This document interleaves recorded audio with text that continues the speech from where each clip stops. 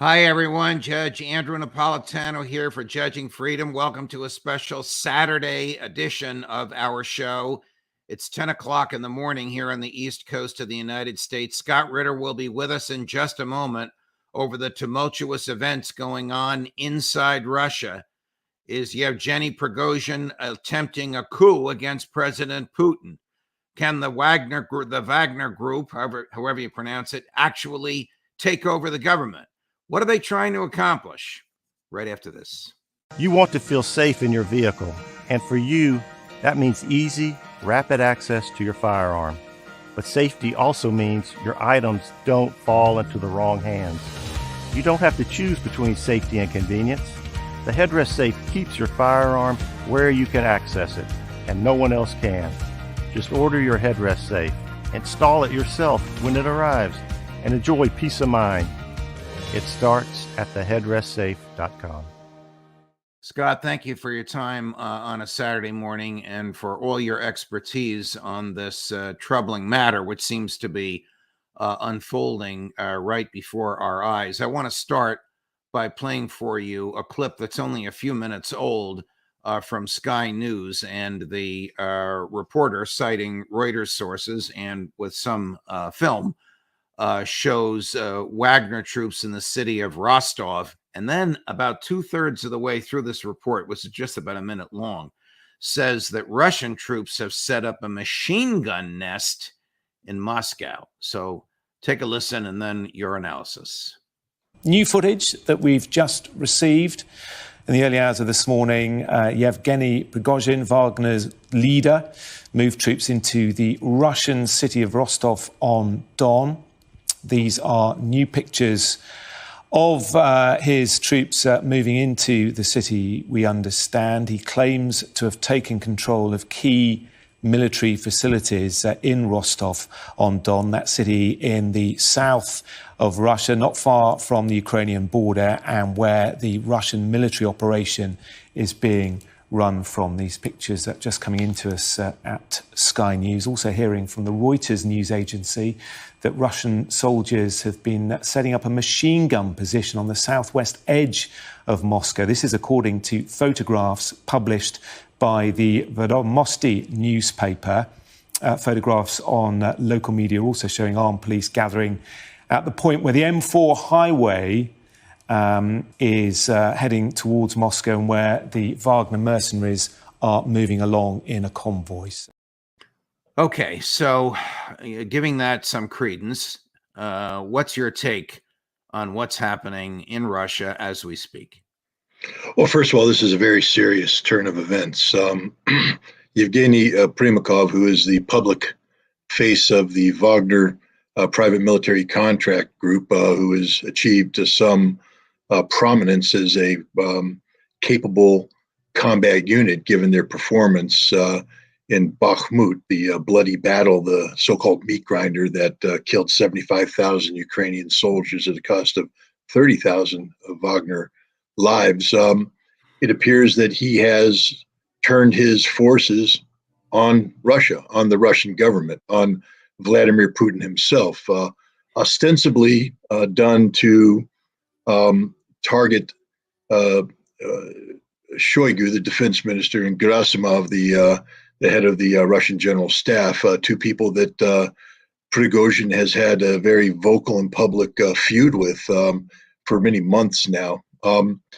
He claimed initially that he wasn't targeting the president, that he was simply doing his patriotic duty to seek the removal of these two corrupt and ineffective people. But Vladimir Putin gave a speech earlier today where he made it clear that what he felt about what Prigozhin and Wagner were doing, he called them traitors. And after that speech, Prigozhin turned his sights on Putin. So let's be clear. This is an armed insurrection, a coup d'etat being orchestrated by Yevgeny Prigozhin, using the combat forces of a private military contractor to forcibly remove the constitutionally mandated and instituted government of Russia. I will say this, that events have gone far beyond what Sky News is reporting. Wagner troops have pushed through the city of Voronezh and are heading towards Moscow. They're being actively engaged by Russian air Helicopters are destroying Wagner vehicles on the highway. This isn't a machine gun nest that's being established out of Moscow.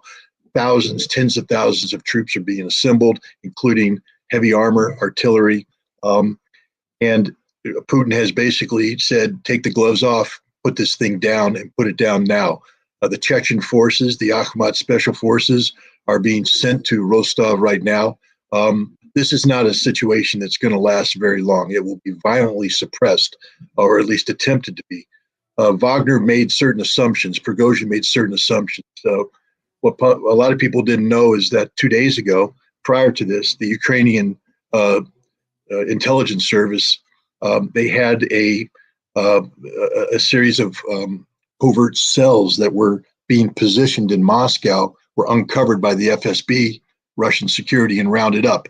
It appears that these cells were supposed to be in place in Moscow so that as Prigozhin began to move towards Moscow, they would carry out a series of attacks, explosions, terrorist events that would terrorize the Russian people, reinforce the notion that Putin was an ineffective leader, and therefore the people of Moscow would welcome Wagner with open arms. This is a concerted effort between Wagner, the Ukrainian intelligence service, and their Western sponsors, in particular the British, to achieve what they've always been looking for, which is what they call a Moscow Maidan moment. We've discussed this. The only way that Ukraine could possibly win this war is if Russia implodes. And having been defeated on the battlefield, we see that, kudos to them. They recruited Prigozhin. There's no doubt in my mind that Yevgeny Prigozhin is working on behalf of foreign intelligence services, carrying out their tasks, and that task is to collapse the government of Vladimir Putin. I personally believe that he won't succeed, but that's what's happening this morning. Are among those foreign intelligence services the CIA? Of course, the CIA is there, but I think the lead agency here is the British intelligence, if for no other reason that it look, we have to confront the fact that Joe Biden is not fully there right now. Right. And to carry out something like this, the CIA would need presidential findings that would have to be articulated to Congress. And I don't think our commander-in-chief is positioned to do that. So the CIA, I believe, is providing a supporting role to the British, who have taken the lead on this because their system is a little bit more competent at this point. Before we get to what President Putin said last night, at the same time that this is happening, the president of Belarus fled the country. Is there also a Wagner instigated or CIA supported, or both, coup going on there? Well, first of all, the president of Belarus has not fled the country. That's fake information. There's also information that Putin has fled Moscow, running to St. Petersburg. That's fake information as well. Look, what we have right now, in addition to what Wagner is doing, which is very real, we have an information war being played right now, and social media has been hijacked by pro-Ukrainian, pro-British, pro-CIA channels who right now are in the business of putting out rumor, putting out speculation, creating chaos and anarchy in the information spectrum, to sow confusion amongst various populations, including, in particular, the Russian population. The idea is to create the perception of a government in collapse. Okay. We have to treat almost everything we hear on social media with a heavy grain of salt. Understood. Would it be reasonable to conclude that Putin knew about this ahead of time? I mean, Russian intelligence is pretty effective, is it not? I would not be surprised that Putin was briefed on the possibility of this. One of the problems that exists today is that this is a problem of, in many ways, Putin's own creation. How so? The conflict between Prigozhin and Shoigu has been bubbling up for months now. If you remember back when Prigozhin was talking about they were denying me artillery shells, we had that discussion. Right. We don't have enough artillery shells. It's Shoigu's fault, the corruption of Shoigu, denying me artillery shells. Now, some people said, well, that was just a psyop, a psychological operation designed to suck the Ukrainians in. And Prigozhin later came out and said, yeah, it was just a psyop. I was making this stuff up.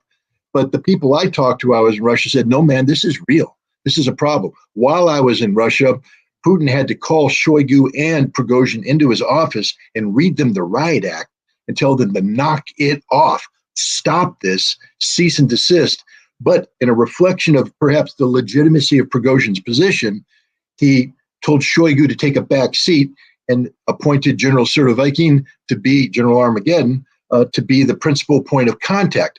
This legitimized Prigozhin's position. It gave credence to the notion that Shoigu's the problem, not Prigozhin. How well respected? How well respected in the political, international, diplomatic, and military community? It's a mouthful. Is Shoigu, the defense minister? Is he a political hack, or is he a serious manager of defense forces? Well, he's not a military expert. He's a management expert. Look, Shoigu's been loyal to Putin from day one. He and Putin have been colleagues and compatriots since Putin became president. So there's a significant history there. And as you know, in politics, that kind of comfort, breeds, confidence. Shoigu helped create something called the Ministry of Emergency Response in Russia. And this ministry has succeeded beyond anybody's wildest expectations. So the idea that he's a hack is absurd in the extreme. He's somebody who has created something, made it work. Now, the problem is Russia's at war right now, and Shoigu's not a military man with combat experience. And there are many people who take advantage of this to criticize him, sometimes with justification for his lack of military knowledge. People such as Prigozhin, who, by the way, has no military experience whatsoever, but he capitalizes on the fact that Wagner is a highly competent unit that has a council of commanders who are some of the most experienced military experts in Russia, who do the fighting, do the winning, and then Prigozhin takes credit. Here's Prigozhin on May 5th. Now, this is that furious, over-the-top furious complaint that he made, where he purports to point over his shoulder at what he said are dead Wagner fighters, and the reason they're dead is because Shoigu wouldn't give Wagner the ammunition they need. Here we go. Now listen to me, you effing bees, and those bastards who are not giving us any effing ammunition. We'll be in hell munching on their whatever. We have a 70% shortage of ammunition. Shoigu, Gerasimov, where the blank is the ammunition? Where is it? This is that fury that he announced. Now, here he is yesterday in Rostov. Когда мы пришли сюда, то мы еще раз подтвердили много новое. Огромное количество территорий потеряно, солдат убитых, 3-4 раза больше, чем это в документах подается наверх. А то, что подается, это в 10 раз меньше, чем говорят по телевизору. Санитарные потери в день составляют некоторые дни до 1000 человек. Это убитые, без вести пропавшие, раненые и так называемые отказники, которые отказываются не потому, что они струсили, я уже говорил, а потому что у них выхода нету, боеприпасов нет, управления нет. Начальник генерального штаба бежал отсюда, как только узнал о том, что мы подходим к зданию. Can this be true? Well, here's the problem with Prigozhin's statement. First of all, I have no way of double checking what he claims is access to documents, and he's saying, but he didn't provide the documents. So let's realize that. If he had the documents, why aren't they published? What we do know is he made other statements where he was very specific about where the Ukrainians had broken through, where they had advanced. And in the aftermath of this, Russian soldiers who were fighting there have put out their own videos saying, hey, Prigozhin, we're here. It's quiet. There's no Ukrainians. So Prigozhin right now is literally reading from a script prepared by the Ukrainians. These are Ukrainian talking points. These are the same points that the CIA, MI6 have been making one of Russian incompetence. If you look at the front line right now, There is no talk about a Ukrainian breakthrough. Every Russian unit is saying, we're in control, we're in charge, we're winning. Okay, we're going to take a break for about 30 seconds. When we come back, we'll hear what President Putin had to say last night when he addressed the nation, and Scott will analyze that. And we'll also ask a few more questions about Wagner. Who are they? Where do they come from? What do they want? Are they Russians? And how many of them are there? All that right after this. You want to feel safe in your vehicle. And for you, that means easy, rapid access to your firearm. But safety also means your items don't fall into the wrong hands. You don't have to choose between safety and convenience. The headrest safe keeps your firearm where you can access it, and no one else can. Just order your headrest safe, install it yourself when it arrives, and enjoy peace of mind. It starts at theheadrestsafe.com. Let's play, well, welcome back, of course. Let's play a clip from President Putin's 5-minute address to the Russian people on Friday evening. Сегодня еще раз ночью говорил с командующими всех направлений. Обращаюсь и к тем, кого обманом или угрозами втянули в преступную авантюру, толкнули на путь тяжкого преступления, вооруженного мятежа. Россия сегодня ведет тяжелейшую борьбу за свое будущее, отражает агрессию неонацистов и их хозяев. Против нас направлена фактически вся военная, экономическая, информационная машина Запада. Любые распри, которыми могут воспользоваться и пользуются наши внешние враги, чтобы подорвать нас изнутри. И потому действия, которые раскалывают наше единство, это, по сути, отступничество от своего народа. От боевых товарищей, которые сражаются сейчас на фронте. Это удар в спину нашей стране и нашему народу.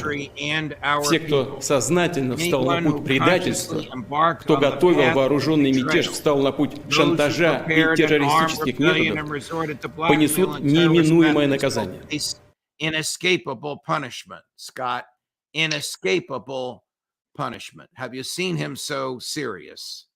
Well, I mean, I've seen Vladimir Putin serious before, but he's never been confronted with an armed rebellion.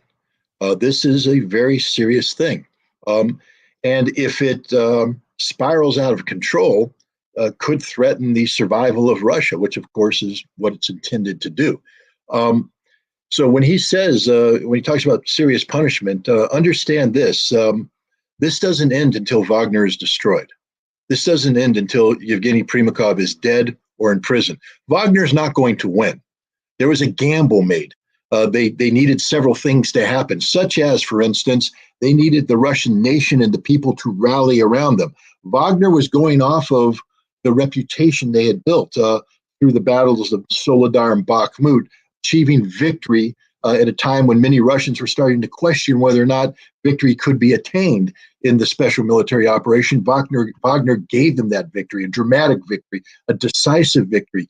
And so Wagner was lauded as heroes, superheroes, the epitome of the Russian fighting man, the Russian fighting spirit. Wagner, all over Russia, there are recruiting posters put up in every city for Wagner to sign people up as Wagner was regrouping ostensibly. This morning, all those recruiting posters are being torn down.